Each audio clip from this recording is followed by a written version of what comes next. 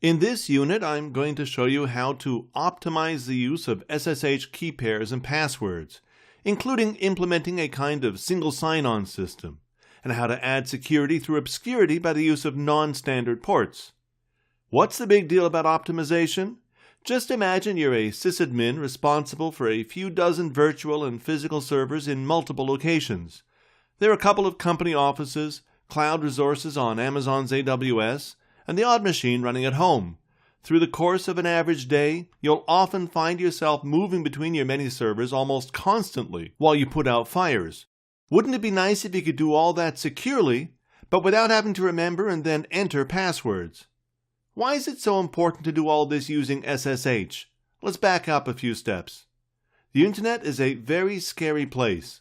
Within minutes of launching a new server offering some public service like a website, you can expect your first malicious probes.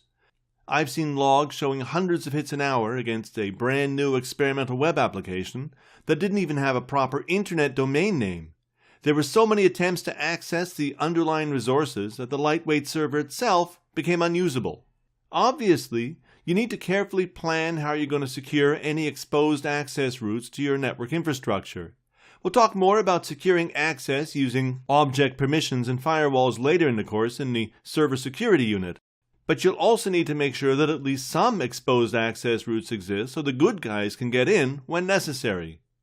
Besides controlling what gets in and out, you also need to worry about the integrity of remote connections. That is, when you need to log in to administrate a server that lives in the cloud or even a virtual machine or container you're running, are you sure that the data being sent back and forth between your computers isn't being intercepted and read by someone listening in on the network? Unless your session is encrypted, you should assume that there's nothing stopping anyone lurking in the shadows from grabbing any and all of your secrets.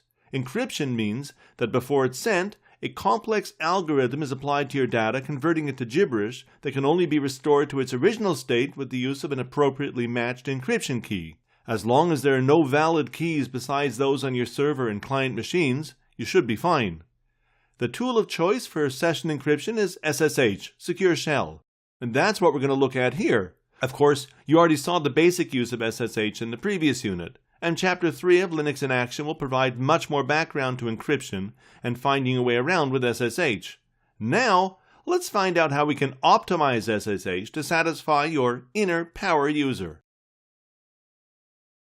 Let's get one thing straight right away, and it'll save us some pain later.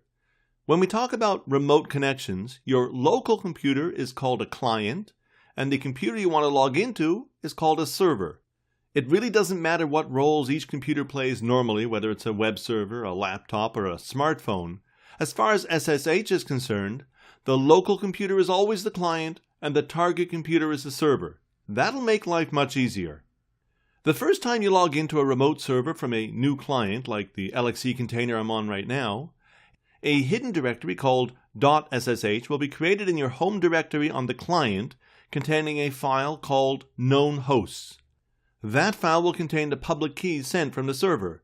That key will be used for future sessions to prove that this time too, it's actually the server you're accessing and not some dangerous imposter. By the way, that .ssh directory is hidden in the sense that a normal ls operation won't display it. It'll only show up for ls-a. Linux knows that a directory or file is meant to be hidden from the dot at the start of its name. If you leave things as they are in their default state, you'll need to type in a password for the user account on the server that you want to log into each time you start a new session. That's okay, but it does present two potential problems. If your work requires that you jump into and out of servers all day, then entering so many passwords over and over again can get tedious. And more importantly, typing the password at the start of an SSH session is itself something of a security risk. So the best practice is to generate a new public-private key pair on the client and securely copy the public half of the pair to the server. Once that's done, you'll never have to enter your password again. Generating the key pair is easy. Just run ssh-keygen from the command line. If you let the program choose a name for the keys, which makes sense as long as you're not planning to work with multiple keys for multiple servers, it'll be ID_RSA. This is a bit complicated. You don't need to add a passphrase, but if you do, You'll be required to enter the phrase each time you use this key to access a remote server. But wait, doesn't that defeat the whole purpose of passwordless logins? Not at all. You see, this passphrase is entered and consumed locally. It'll never be sent over the network and is thus not a security risk. And as far as the tedium of repeatedly entering a password, the SSH agent tool I'll show you soon will take care of that. What's the benefit of a passphrase? Well, suppose someone gained unauthorized access to your client computer. With passwordless SSH keys in place, he'd have full access to all your servers as well. Adding this passphrase protects you against that possibility. So add a passphrase. Just make sure you don't forget it. Now list the contents of the SSH directory once again, and you'll see there are two new files, IDRSA and IDRSA.pub. That .pub one is the public half of the pair, and it's the one we'll send over to the server. To do that, I'll use the SSH copy ID script that's pointed at the .pub key file and target the IP address of the server. That script will use SSH to securely save the file to the .ssh directory on the server. I'll have to enter my server password one more time. Once that's done, I'll be able to enter my local SSH password and sail right into the remote server without entering the server password. I'm all ready to get to work administrating this remote server. Next, we'll apply this password control to the problem of single sign-ons. Just what is single sign-on? Think about the way being logged into your Google account gives you access to Gmail, Google Analytics, Google Drive, YouTube, and for the 5 or 6 people who actually still use it, Google+. This works because Google quietly follows you around with your account authentication no matter where you point your browser. The SSH agent tool gives Linux admins that kind of interoperability and convenience through the terminal environment. SSH agent quietly manages your identity keys and passphrases for you. You start up the service from the command line with this eval line. The new process launches and its process ID is printed to the screen. Next, you run SSH add, which will prompt you for passphrases for each of the default keys it finds. You can always specify non-default key names if there are other keys you use for remote logins that you want to include. Once you successfully enter your passphrase, your identity will be added to the agent. Now try logging into that server. Success! And you didn't need to provide any authentication from either side. That's great, but there's a problem. You see, logging out or rebooting your machine will erase the authentication data from memory. In fact, the way it is now, SSH agent won't even be loaded the next time you boot. And another thing, this would be fine if I had only one remote server to worry about. But for most admins, there will be multiple resources humming along across your infrastructure. Wouldn't it be nice if there was a single sign-on process to simplify and speed everything up? Well, if you're willing to invest just a minute or two, you'll see what's available for yourselves. To demonstrate how our SSH-based single sign-on will work, I've created 3 separate LXC containers. One will be the client, that's the first machine I log into each morning, and the other 2 will be remote servers. Here on the client, I'll send a copy of my public key to the second server. The first one has it already.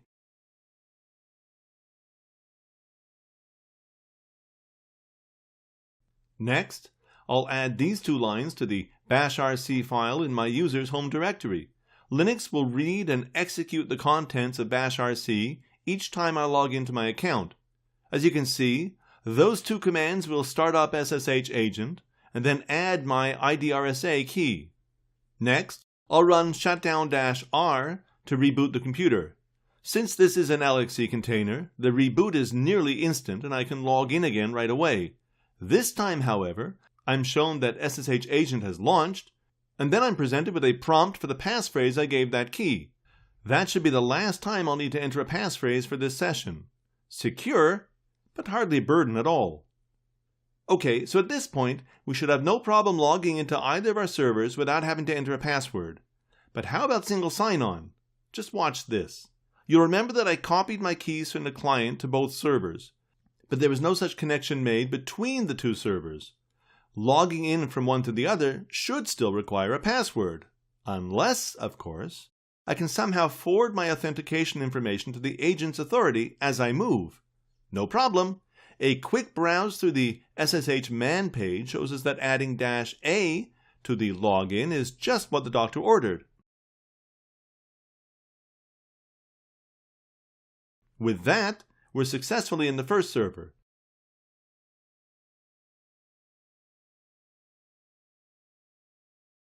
And now I've made it into the second server without a password, despite the fact that I don't have a client key of any kind on that first server.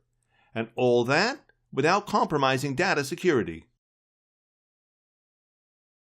Truth to be told, security through obscurity is not really security at all. What is security through obscurity? It's the idea that you don't need to exert heroic efforts to lock down your infrastructure or build impenetrable firewalls, as long as your servers have a low profile. After all, who's going to know that you've got a resource behind some random IP address? It's not like it's Netflix.com or anything. That's the idea, and it's dumb as dirt. The bad guys have their scripts and bots running 24/7 scraping the known universe for signs of life, and given enough time, they'll find you. So bulk up on your real security. Nevertheless, there are times when a little obscurity can go a long way. Take SSH, for example. Everyone knows that SSH servers by default listen on network port 22. That's why normal SSH commands don't even need to specify a port.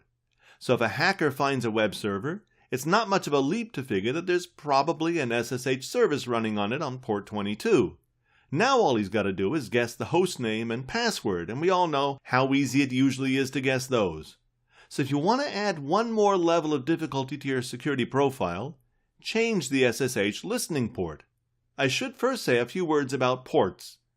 A network port is a way to identify a particular server resource to network users. If, say, your server is running two separate applications but only one public IP address and you'd like a way to direct users to the right one, you can distinguish the applications by associating them with different ports. Browser traffic will normally use port 80 or port 443, while the MySQL database will use 3306. By accepted convention, there are 65,535 available ports in total, and they're divided into three categories. 1 to 1023 are considered well-known and have been set aside for recognized services like SSH and HTTP. Between 1024 and 49,151, you'll find registered ports. This means companies and organizations have requested that specific ports in this range be set aside for their applications. MySQL's 3306 is a good example. Between 49,152 and 65,535 are unregistered ports that are available for anyone to use on an ad hoc basis. With that in mind, let's see how you can change your server's SSH listening port. With your favorite text editor, open the sshd_conf file in the etc/ssh directory. Find the port 22 line and change 22 to, say, 57,690, which is in the unregistered range. Now I'll restart the SSH service using systemctl and log out of the server. When I try to log back in without specifying a port, it will fail. But when I try again, pointing to port 57,690, I'm in like Flynn. The fact is that any half-decent hacker will still be able to scan your server for open ports and discover 57,690, but that would take quite a bit of time. The extra bother might well make the whole exercise more trouble than it's worth. This kind of obscurity won't make you secure, but it will make you less insecure. Why not see if you can combine the tools we've been using and put together an infrastructure that includes servers in multiple locations, perhaps an AWS EC2 instance or an accessible laptop running somewhere in the house, and get it all running using SSH agent for single sign-on. But add this: set at least one of your servers to listen for SSH requests on a non-standard port. It's review time. You learned about improving both security and ease of use by configuring passwordless SSH logins using keygen to generate private-public key pairs, and by managing your local client-side passphrases using SSH agent. You also improve security by changing the SSH listening port by editing the sshd config file. If you're enjoying this video series, you'll be glad to know that it's just a small part of a much larger course that can be found on Manning's live video platform. Live video contains a variety of courses for software developers and engineers, and features helpful tools like an interactive transcript and intuitive integration with our live books. You can find David Clinton's Linux in Motion and other courses at Manning.com. This is part 2 of our Linux in Motion feature on Manning Presents, so click on the link for part 1 and keep checking the channel for our final installment with David.